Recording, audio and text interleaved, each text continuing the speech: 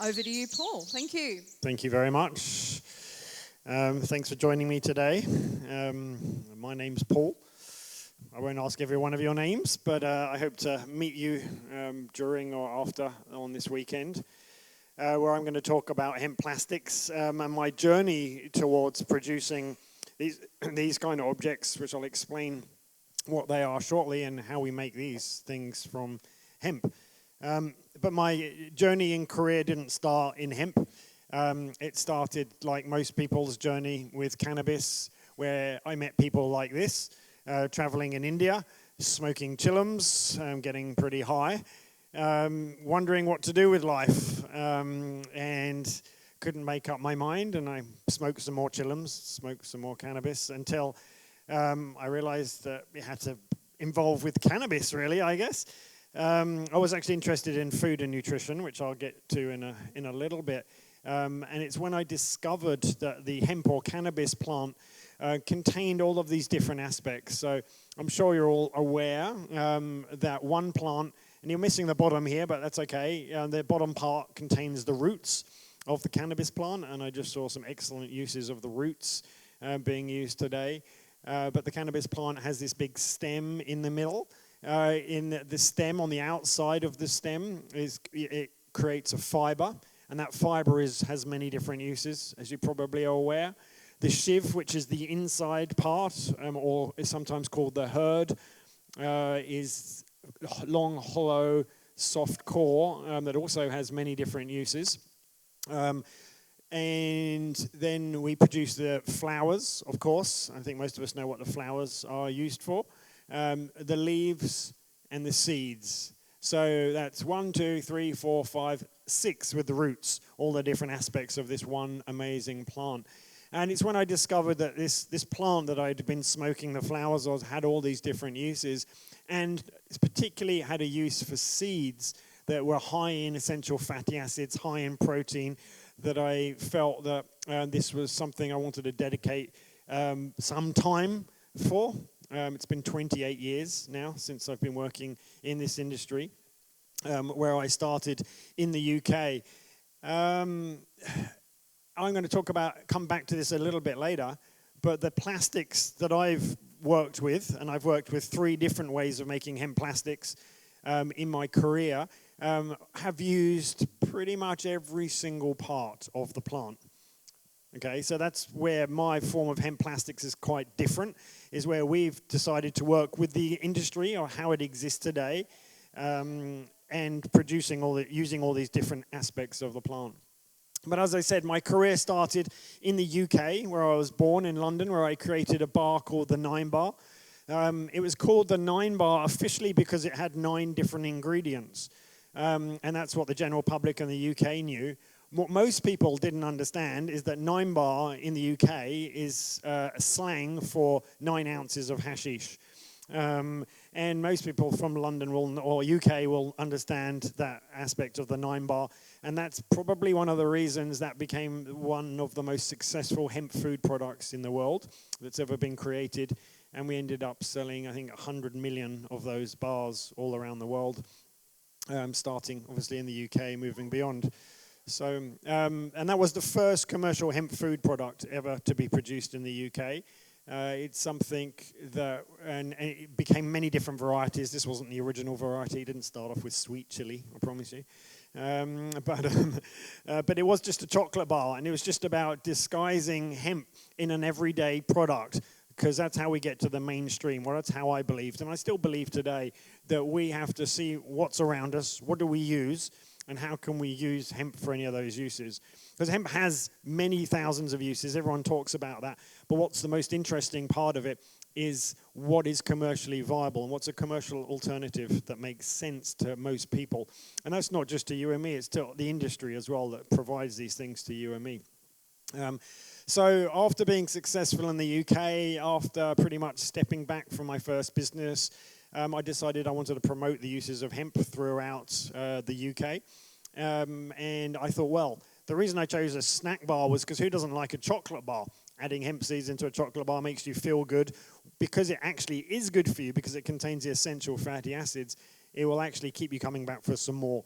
So that brain connection without explaining that really worked. So that psychology was like, okay, what's next? Well, who doesn't like ice cream? Does anyone not like ice cream here? One person, okay. So most people like ice cream. So I decided to move on my next product. So this is me in another cannabis uniform. I haven't worn them since, actually. And I made hemp ice cream. So I made the first non-dairy hemp ice cream in the world. No one else had ever done that before at the time. And took that around festivals in ice cream vans. I actually made 2 completely different types of hemp ice cream, 2 different formulations. And I sold it in an ice cream van with hemp tea, hemp breads, and hemp education, really. And that's what I did in the UK. It was meant for an educational business, but ended up becoming very successful. But I'm not here to talk to you about hemp foods today. I'm here to talk to you about hemp plastics.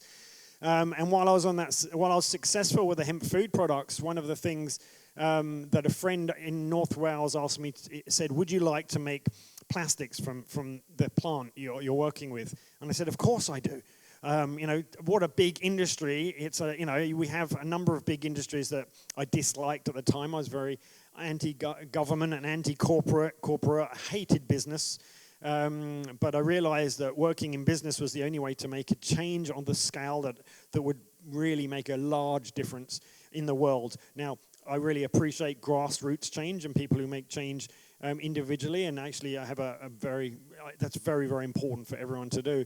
It's my personal mission to make change to millions of people. So I created these hemp bioplastics, and the first product I ever made was the high fly frisbee. I've actually got the original here.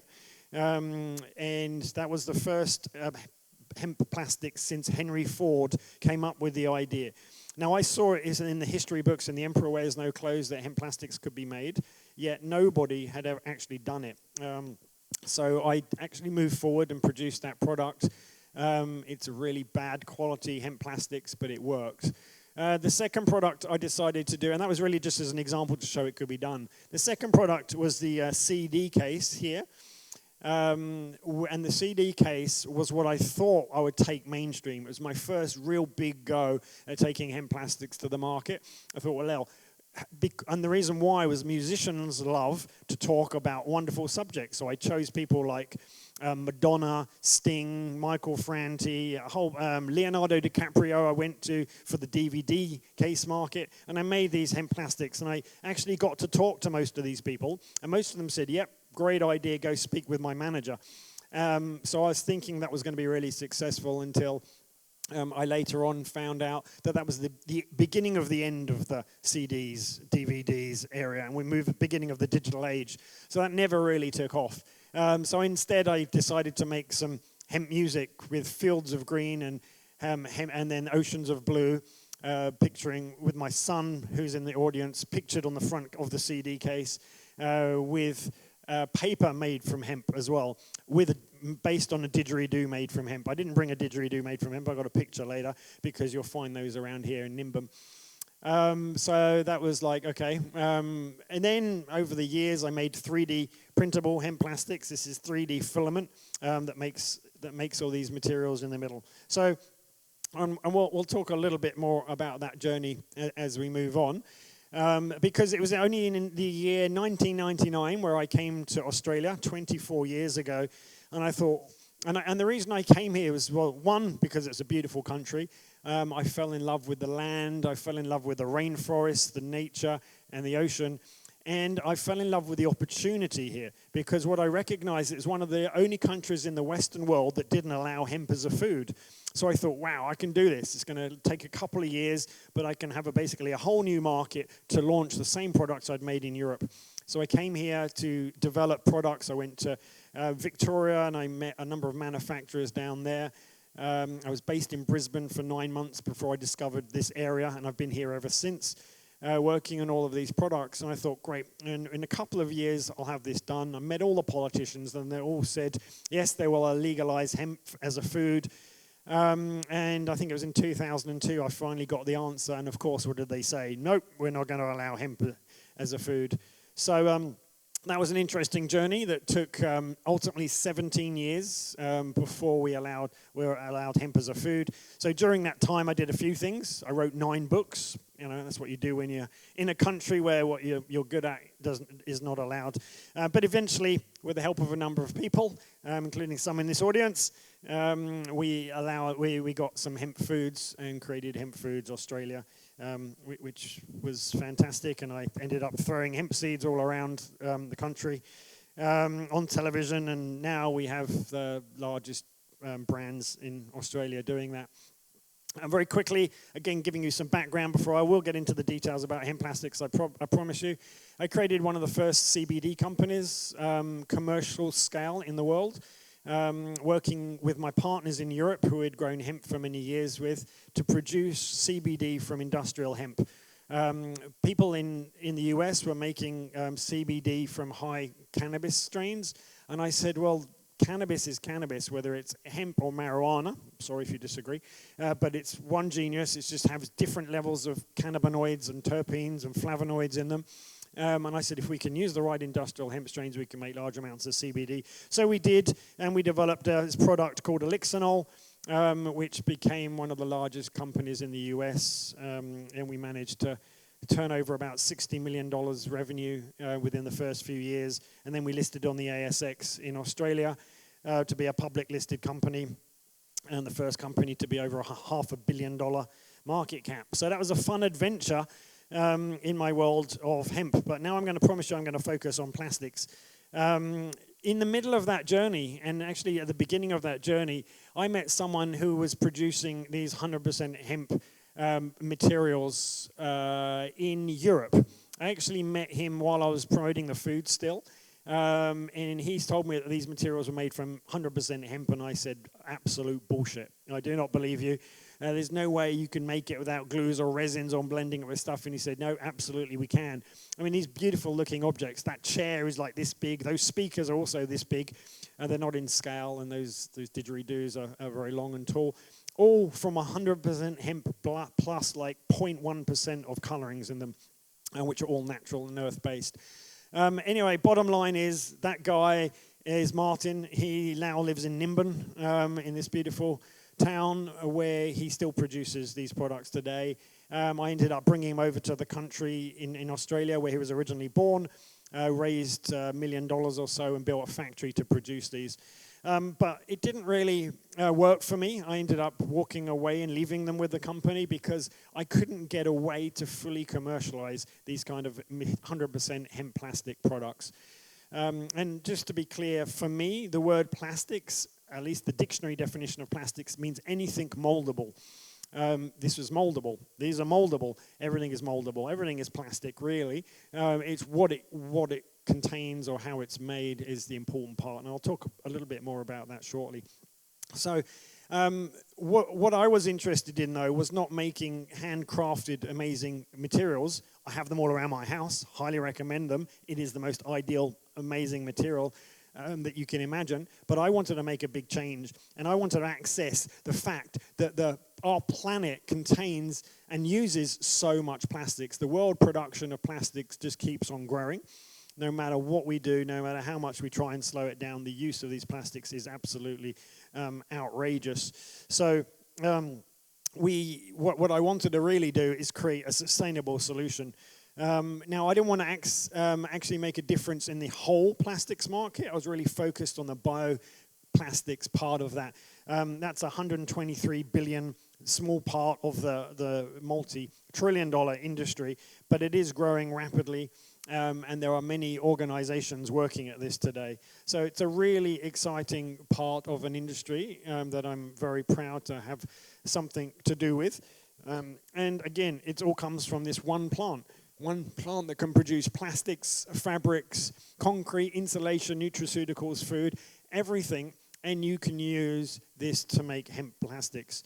Now, most people had made hemp plastics, as far as I knew, from the fiber. That's, if you remember my slide earlier on, the plant has this big stem. On the outside of the stem is this long fiber.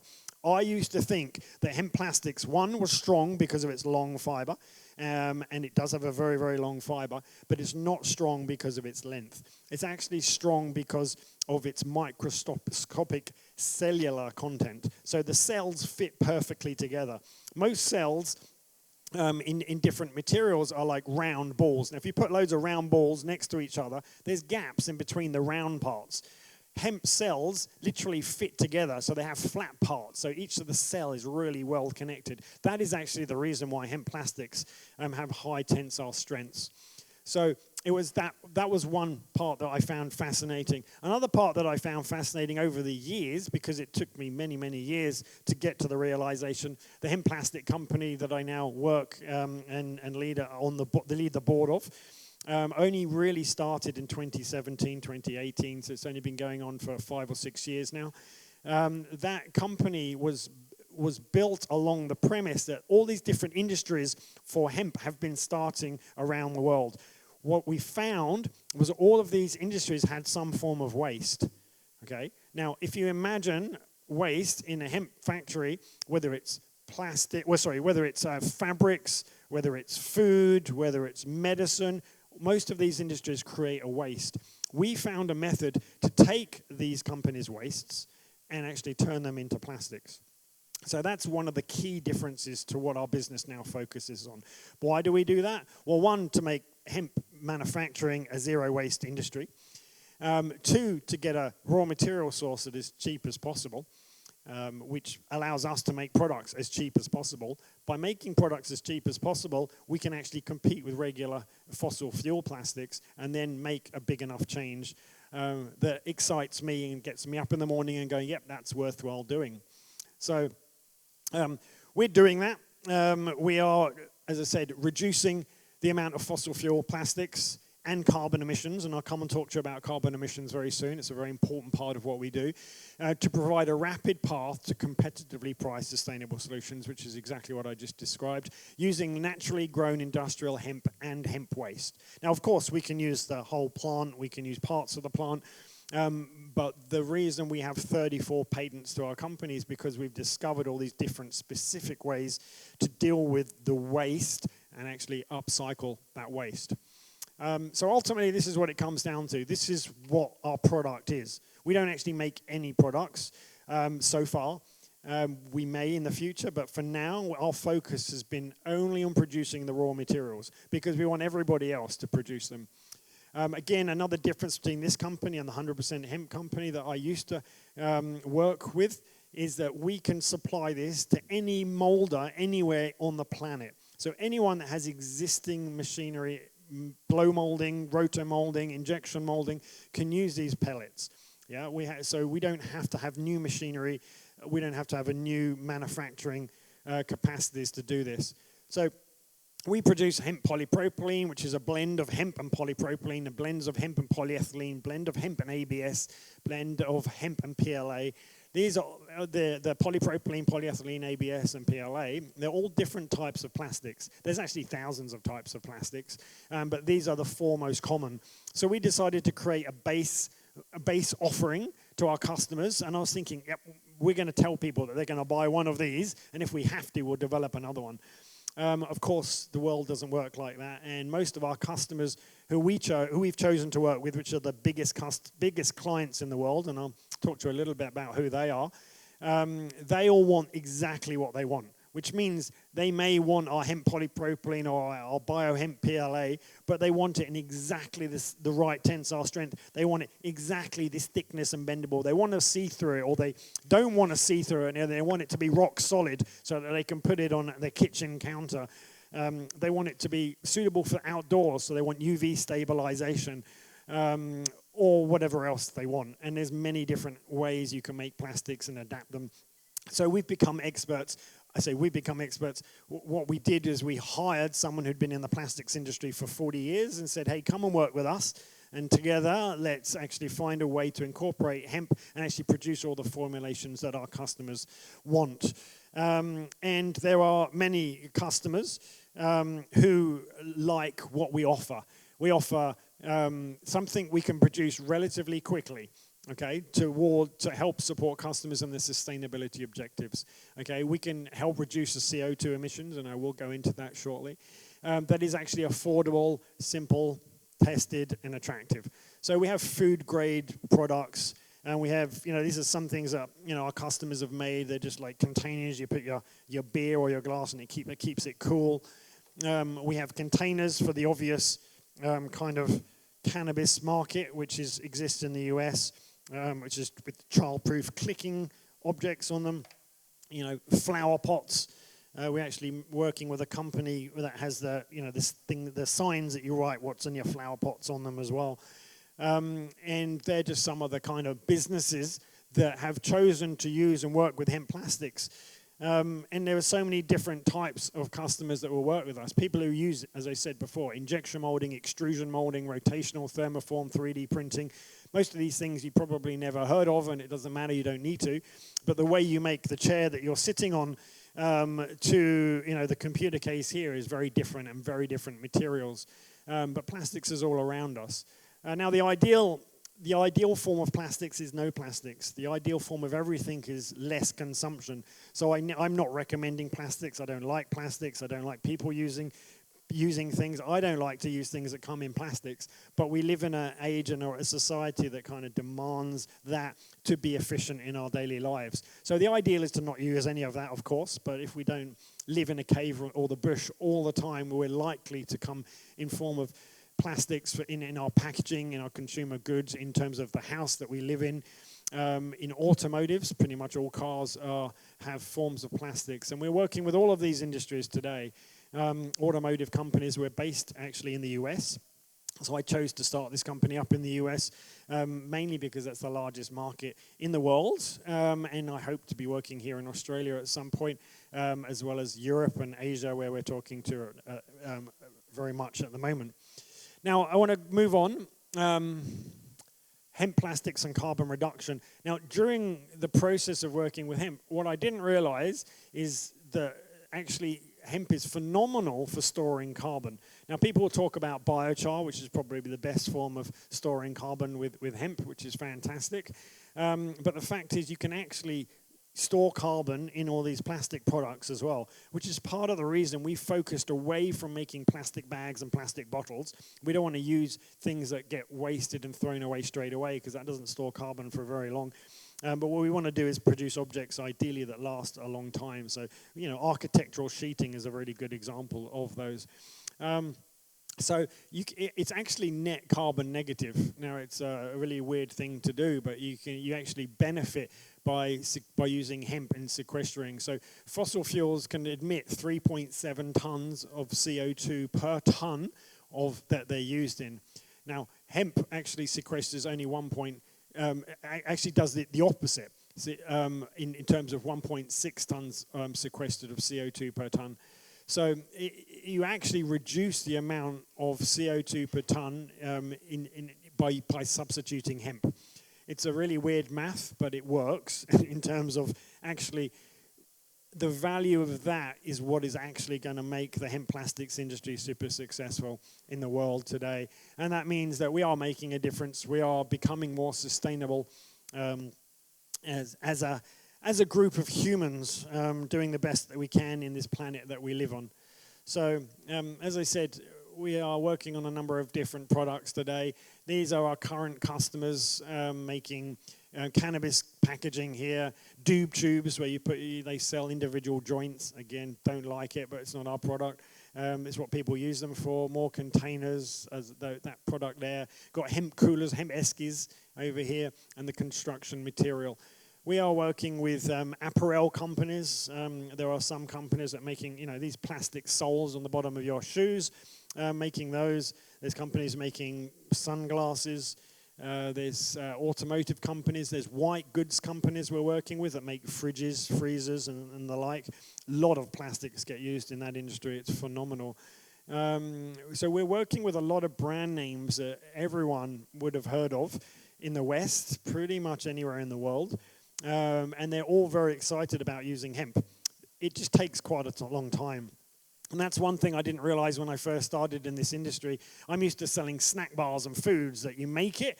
People see a snack bar, they want to eat it straight away. With plastics, we make a raw material and say, hey, do you want to use this to produce 1 million MacBooks or whatever you want to use it for? And they said, yeah, sure. Then they go to their marketing department and they say, yeah, that makes sense. Great. Then they go to the testing. They said, great, make us an example. We make them an example. 3 months later, they come back and say, yeah, that's great, but can you make it this color? Sure, we can make it that color. We make it that color for them. They said, but can you make it a little bit more bendy? Great, we do that. So, actually, less bendy. Like, yes, we can do that. And each time it takes about 3 months to go through the laboratory testing. And then once they've gone through all the testing stages, then it goes to their business development, it goes to their board, then it goes back to their marketing department, blah, blah, blah, blah, blah. A few years later, literally a few years later, they may buy something from you. So it's a very expensive operation for us to stay alive while we literally have discussions with 21, currently we're dealing with 21 multinational tier 1 companies who are all over the world that will be using hemp plastics. So this is absolutely something you'll see in the future, even if it's not around today.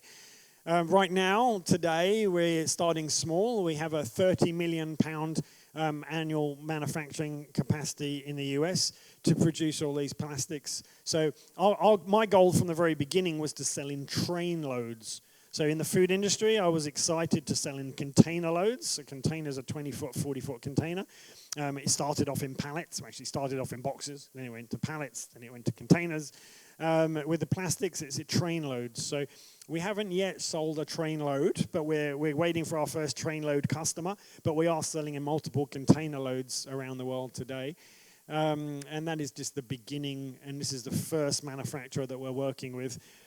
Using their equipment so we can scale globally, and we did that by actually spending 5 years nearly focusing on all the technology, all the intellectual property so we could work out how to develop these things in a large scale where we can just run off these sheets constantly, non-stop, all day, 24/7 in these machines, so that people would rather use these than all of the other plastic materials that get used today in society.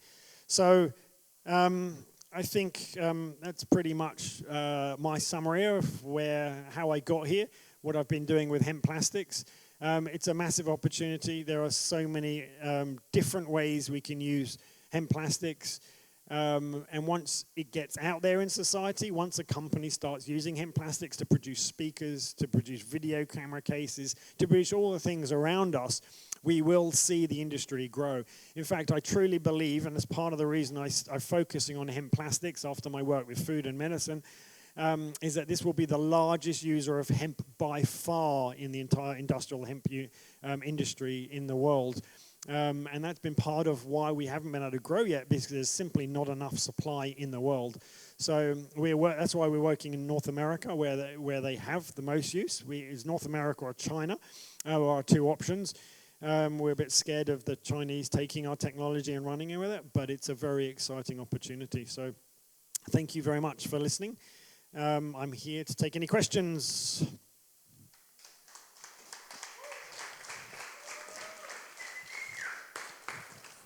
And yeah, we're coming with microphones, so definitely wait until we have the mic in your hand. Please go ahead. You say that it's waste-free. How do you get rid of these things that you've shown us there? How do they break down? That's a good question. So, again, there's different objects made from different materials. So, the ideal object from hemp plastic doesn't break down. It stays there, and it locks the carbon up. Like the chair you're sitting on is probably a good example. Why should a chair break down? You want a chair to last, be functional, and we try and choose companies who will use something functional and will be there for generations to come. Why should we make a chair and then throw away another chair and get another chair and must have it biodegradable? I used to believe that when I first started in this business, biodegradability was what I thought was sustainable and was the focus. And I put a lot of energy into that until I realized that is not the most sustainable way to produce any plastics. Now, saying all of that, of course, we can produce biodegradable products. There's amazing technology now that breaks down any plastics if you add a biodegradable additive. Now, as I said, some of these products are blended with regular fossil fuels. So this object, for example, is probably about 30% hemp, 70% polypropylene. But what we've done is we've gone and used recycled polypropylene that has been recycled in the industry. And we've taken that and we mixed it with hemp. We've made some objects, I'm not sure which one it is. I think it might be this black one that is actually ocean waste. So we go and actually buy from the people who collect the ocean waste plastics. We recycle that and blend that with hemp. Now, whether we do that or we use PLA, which is basically a form of starch, that's 100% bio-based plastics. That comes from plant source, mixing with hemp, which is a plant source. When that biodegrades, that naturally goes back down to the earth again. That's completely biodegradable, but it's not the most sustainable thing. We can do either or anything in between. And ultimately, we let our customers decide. I've decided not to be the ethics or the moral person anymore, except do the best I can in the most environmentally and sustainable way we can. But if a customer wants to buy 1 million of these things that are only 25% and but 75% what they used to use, well, we've made a 25% step in the right direction. And when you times that by 1 million, and it's not usually 1 million, it's usually 100 million objects, then that's still a big difference. So I see that as a great way forward. And I know that as we grow, we're going to spend more time and more energy in making the most environmentally sustainable options until we can make these kind of objects from 100% hemp, and we will be able to do that. You mentioned a chair. You don't want a chair to break down. Well, chairs do break. So what do you do when it's broken and you want to get rid of the broken pieces? Do they break down? Well, again, if our customer says we want to have a chair that biodegrades, we can absolutely make a chair that biodegrades. Okay. Yeah. So we don't make chairs. We don't make objects. We make the pellets. And we make the pellets depending on what our customer wants. So we share with them the data that we've done, and we had independent studies on the data, whether something is more environmentally friendly, more sustainable, more cost-effective, more strong, more colorful, more UV resistant, whatever their balance is and how they decide to make their products, we've learned how we can do whatever anybody wants. So we're not the ones that actually choose. We can influence, and we absolutely do influence to be as much plant-based and as much sustainability focused as we possibly can. Sorry, question over here. Yep. It's all good. Oh. Hi, just a quick question. Have you looked at industrial applications in the lines of pipeline systems and supply? My family works in the industry and we use it for welding and things like that for underground applications. Sorry, for? So pipelines, big PVC pipelines, and we use it in welding, things like that. So is that something? It's not something, as far as I'm aware, it's not something we've looked at yet. But it's, if you represent a company that buys pipes for underground pipelines, it's something we can absolutely do. There is literally no limits to we've learned to what we can do, but there is limits on our personal time and resources to support that. You'd be taking on a massive industry, and we manufacture the welding rods, which we use the pellets for. We will be taking on big industries. Yeah, absolutely. I used to think that would be a problem, but ultimately it's likely that those big industries will end up buying us at some stage because when they see that this is what people want. When people realize, and most people do realize that sustainability is critical for our future. Most people realize, even these big companies, they're just sitting there behind their desks printing money. They literally print these things off the PVC pipes or whatever they're making, and they do no work, and they go and play golf, and they sit in their comfortable places, and we go to them and say, you've got to fucking make a difference in the world.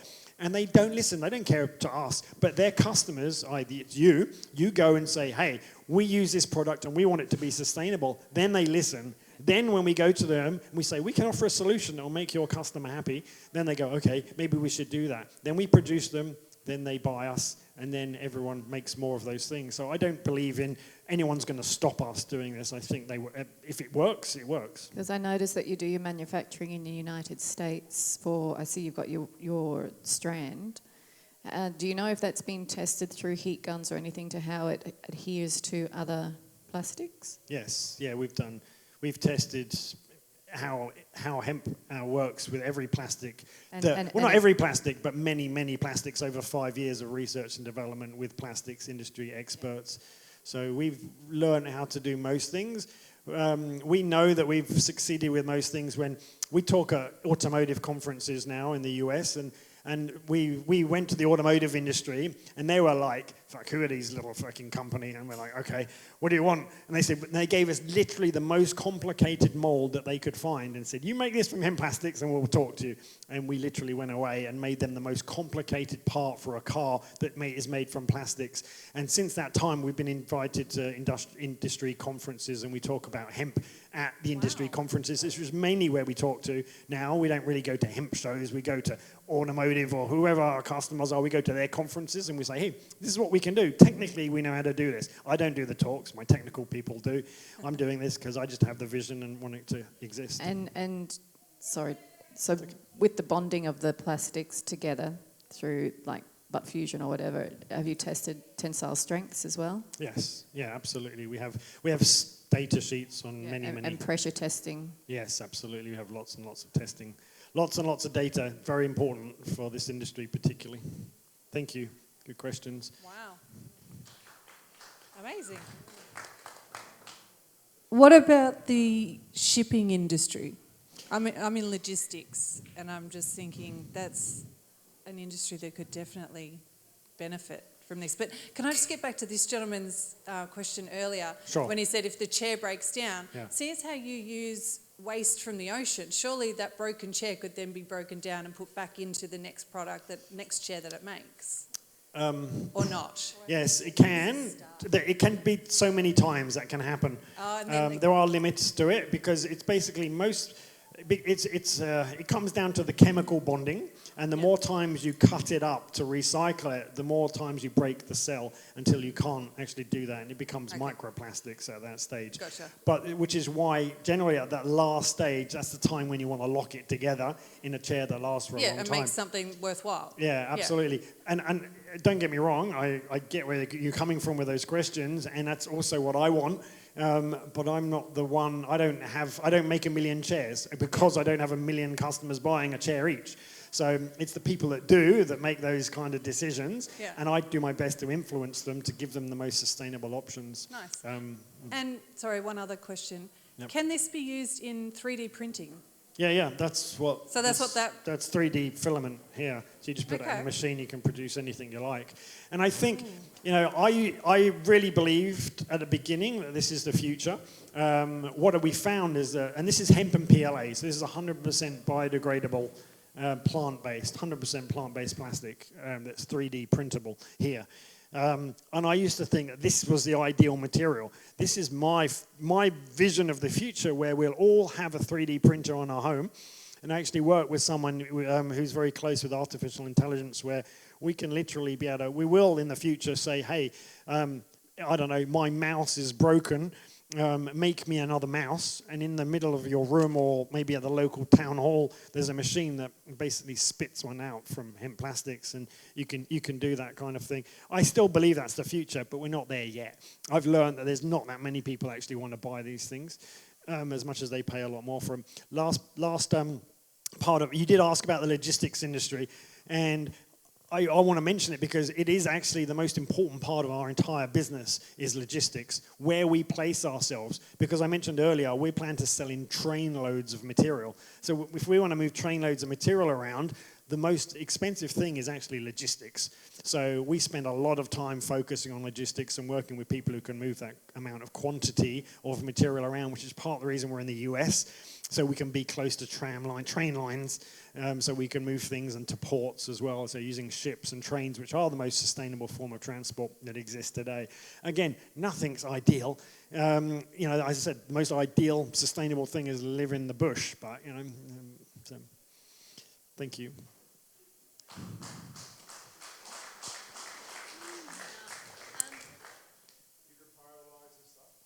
Sorry?